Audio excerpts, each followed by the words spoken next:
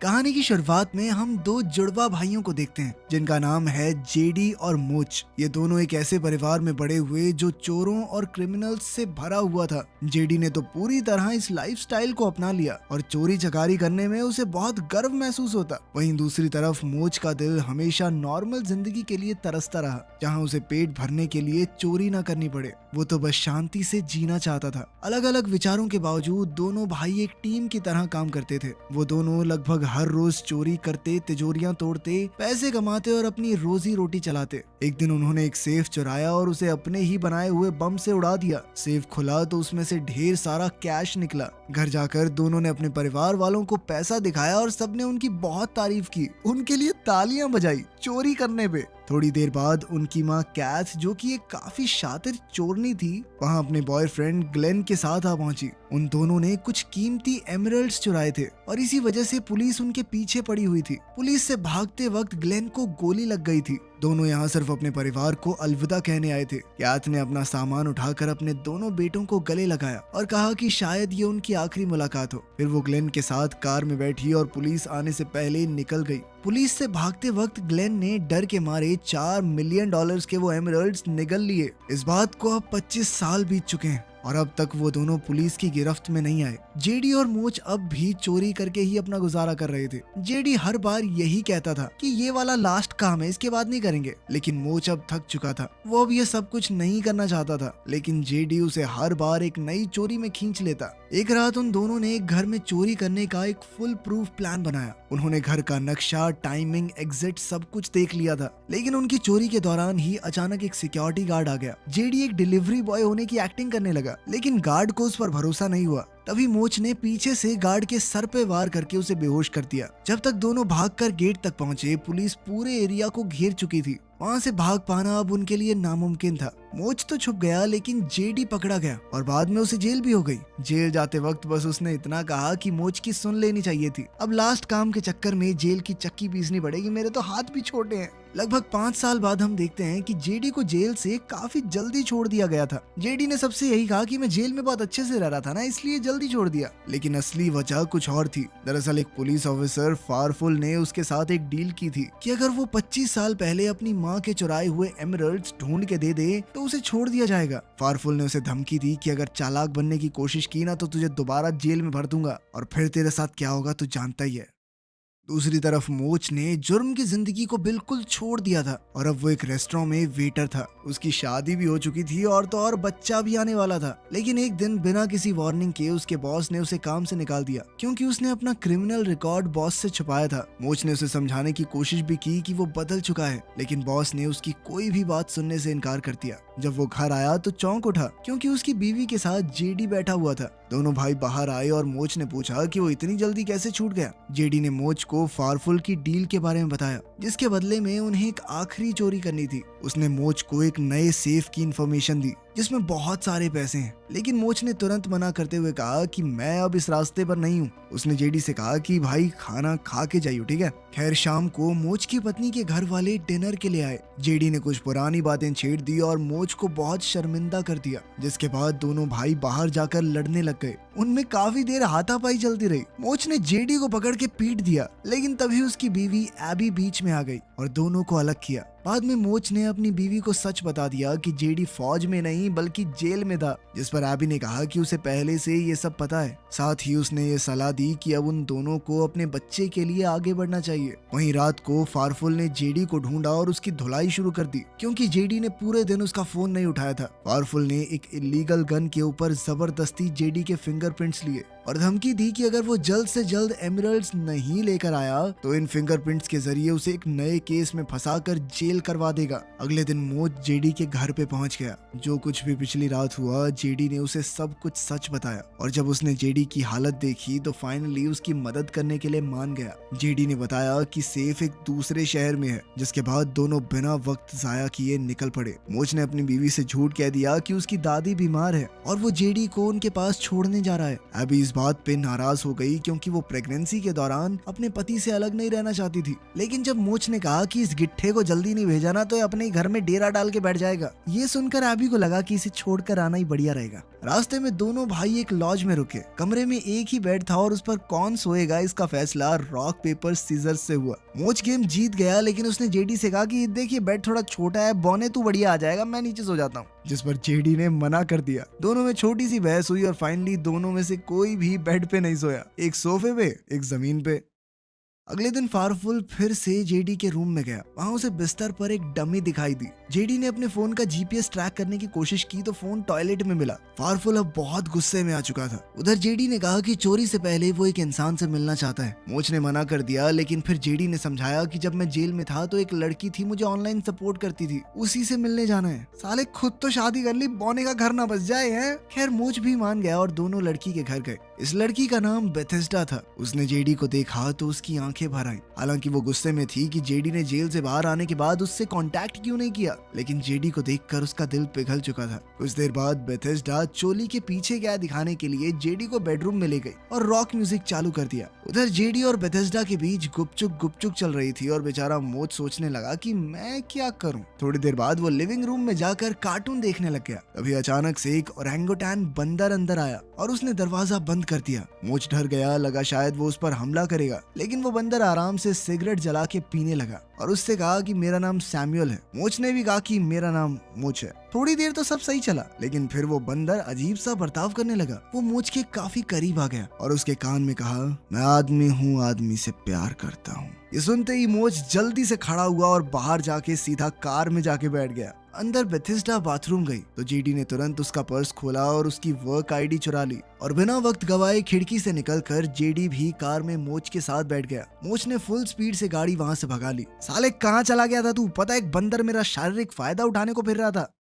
कुछ घंटों के सफर के बाद दोनों एक मोटेल में रुके। जब जेडी शावर ले रहा था तो मोच ने न जाने क्या सोचकर उसका बैग चेक कर लिया। उसमें से चिट्ठियों का एक ढेर नीचे गिरा। जब मोच ने उन चिट्ठियों को पढ़ा तो उसके होश उड़ गए। वो सारी चिट्ठियां उनकी माँ कैथ ने भेजी थी, उस माँ ने जो उन्हें बचपन में छोड़कर चली गई थी। एक लेटर में लिखा था कि प्लान शुरू हो चुका है, बस मोच को कुछ पता मत चलने देना। गुस्से में लाल होकर मोच ने जेडी से पूछा कि माँ सिर्फ तुम्हें क्यों लेटर लिख रही है। जेडी ने कहा तू इमोशनल है, गुस्से में गलत फैसले लेता है इसलिए। ये सुनकर मोच और भड़क गया। उसने कहा कि तेरी सारी बातें झूठी थी ना, कोई लॉकर नहीं है, कोई पुलिस वाला नहीं है, सब बकवास है। अब वो अपना सामान उठाकर वहाँ से निकल गया, लेकिन जैसे ही वो कॉरिडोर तक पहुंचा तो उसके सामने उसकी माँ कैथ खड़ी थी। उसे इतना बड़ा झटका लगा कि वो सीधा बालकनी से नीचे की गाड़ी पर जा गिरा। बाद में वो तीनों एक साथ बैठे और बातचीत की। मोच का गुस्सा अब भी कम नहीं हुआ था। उसने कैथ से सीधे सीधे पूछ लिया कि 25 साल में कभी अपने बेटे की याद नहीं आई तुम्हें? कैथ ने कोई सफाई नहीं दी और सीधा अपनी गलती को मान लिया। उसने कहा कि लालच में और पुलिस के डर की वजह से वो छुप गई थी। फिर उसने बताया कि कैसे उसके बॉयफ्रेंड ग्लेन ने सारे एमरल्ड्स को निगल लिया था,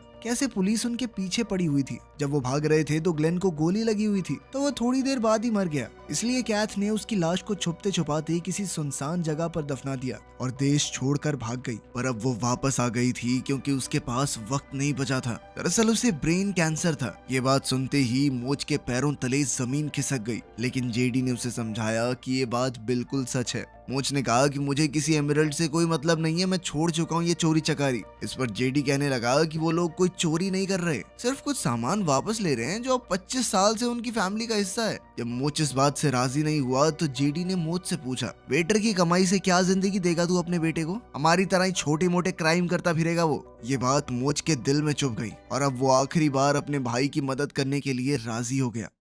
अगले दिन तीनों ग्लेन की लाश को ढूंढने निकल गए। उधर पुलिस ऑफिसर फारफुल बेथेस्डा के घर पहुंच गया और जेडी के बारे में सवाल जवाब करने लगा। बेथेस्डा ने कहा कि मुझे कुछ नहीं पता। फारफुल को उसकी बात पर यकीन नहीं हुआ तो उसने बेथेस्डा को धमकी दी। डर के मारे बेथेस्डा ने उसे बता दिया कि जेडी और उसका भाई यहाँ आए थे और जेडी पता नहीं क्यों मेरी वर्क आईडी चुरा के भागा है। फारफुल और भी बहुत सी चीजें पूछना चाहता था, लेकिन तभी वो ओरंगुटान सैमुअल वहां आ गया और उसे पकड़ के घर के अंदर घसीट लिया। अंदर ले जाकर सैमुअल ने फारफुल की बढ़िया धुलाई की। वहां जेडी और मोच ने बेथेस्डा की आईडी को यूज करके उस जगह से एक जेसीबी मशीन को चुराया। कैथ दोनों को उस जगह ले गई जहां उसने ग्लेन को दफनाया था। मोच ने खुदाई शुरू की और थोड़ी देर बाद उन्हें लाश भी मिल गई और एमरल्ड्स भी। पर तभी उस जगह का मालिक अपने गार्ड्स के साथ आ गया। अब वो सुनसान जगह एक गोल्फ कोर्स बन चुकी थी। वो लोग इस खुदाई से बहुत गुस्से में थे। वो तीनों जेसीबी में सवार होकर वहां से भागने की कोशिश कर रहे थे, लेकिन पीछे से गोल्फ कोर्स के मालिक के आदमी उन तीनों पर गोल्फ बॉल से अटैक कर रहे थे। एक बार के लिए जेडी तो पकड़ा गया था, लेकिन मोच ने उसे जैसे तैसे छुड़ाया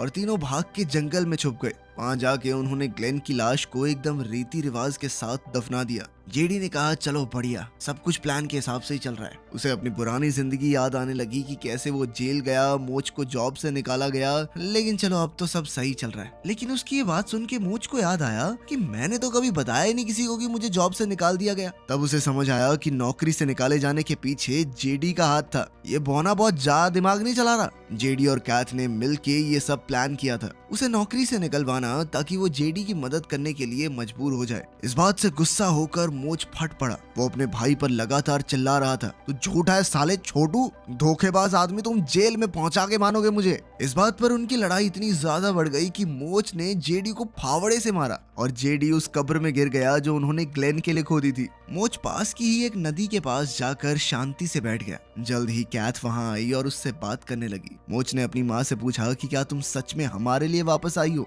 या ये बीमारी वाला भी नाटक है सिर्फ ये हीरे पाने के लिए। कैथ ने इस बात को माना कि वो कभी एक अच्छी माँ नहीं बन पाई, लेकिन अब वो चाहती थी कि उसके पास जितना वक्त बचा है वो अपने बेटों के साथ ही बिताए और कुछ पैसे भी उनके लिए छोड़कर जाए। तभी फारफुल वहां आ गया और उसने जेडी को पकड़ लिया। उसने धमकी दी कि उसे वापस जेल भेज देगा। मोच ने अपने भाई को बचाने की कोशिश की, लेकिन फारफुल दोनों पर हावी हो गया और उसने दोनों भाइयों को बांध दिया। जेडी को लगा कि अब बचने का एक ही रास्ता है और उसने एमरल्ड्स को लात मारकर दूर फेंक दिया, जो अब कैथ के पास जा गिरे। फारफुल ने कैथ को एमरल्ड्स या अपने बेटों के बीच किसी एक को चुनने को कहा। कैथ ने थोड़ा सोचा और फिर कहने लगी कि मेरे बेटों को तुम ही रख लो और वो एमरल्ड्स लेकर भाग गई। फारफुल कैथ के रवैये को देखकर हैरान था, लेकिन वो अपनी जुबान का पक्का था। उसने दोनों भाइयों को पकड़ के कार में डाल दिया और पुलिस स्टेशन की ओर चल पड़ा। जेडी ने धमकी दी कि वो फारफुल की सच्चाई सबको बता देगा, पर फारफुल जानता था कि एक क्रिमिनल की बात पर कोई विश्वास नहीं करने वाला, इसीलिए वो उसकी बात सुनकर हंस पड़ा।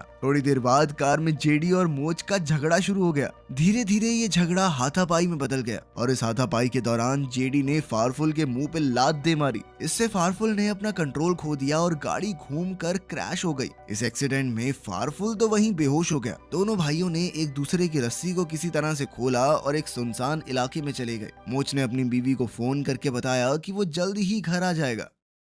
थोड़ी देर के सन्नाटे के बाद अचानक मोच ने पूछा, एमरल्ड्स तो मम्मी ले गई ना, पर उन्हें ढूंढेंगे कैसे? दूसरी तरफ कैथ एक डायमंड एक्सचेंज शॉप में पहुंची और उन एमरल्ड्स को कैश में बदल लिया, लेकिन उसने सारे एमरल्ड नहीं बेचे। उसने 3 एमरल्ड खुद के लिए बचा लिए। जैसे ही वो बाहर निकली तो उसके दोनों बेटे उसका इंतजार कर रहे थे। दोनों के चेहरों पर सिर्फ एक सवाल था, अब क्या करोगी माँ? कैथ हकलाने के अलावा कुछ नहीं कर पाई और एक बार फिर वहाँ से भाग गई। अब दोनों भाई अपनी माँ का पीछा करते हुए एक पुराने मॉल में पहुंचे। भागते भागते कैथ के हाथ से पैसों वाला बैग गिर गया। जेडी बैग की तरफ बढ़ ही रहा था कि तभी फारफुल भी वहाँ पहुंच गया। वो गुस्से में चिल्ला रहा था कि पूरे परिवार को खत्म कर दूंगा। दोनों भाई उससे बात करने की कोशिश करते हैं। वो पैसे देने को भी तैयार थे, लेकिन फारफुल अब किसी सौदे के मूड में नहीं था। उसका दिमाग अब पूरी तरह से घूम चुका था। जब दोनों भाइयों को लगा कि अब खेल खत्म, तो उनमें फिर से झगड़ा शुरू हो गया। साले छोटी हाइट के, अब मेरे बच्चे को कौन पालेगा? जो भी पालेगा तेरे से तो बढ़िया ही बाप बनेगा वो। वहीं कैथ ऊपर से ये सब कुछ देख रही थी। अब उसे शर्म आ रही थी कि वो कितनी सेल्फिश माँ है। तभी फारफुल ने हवा में गोली चलाई और जेडी ने पैसों का बैग उसकी तरफ फेंक दिया,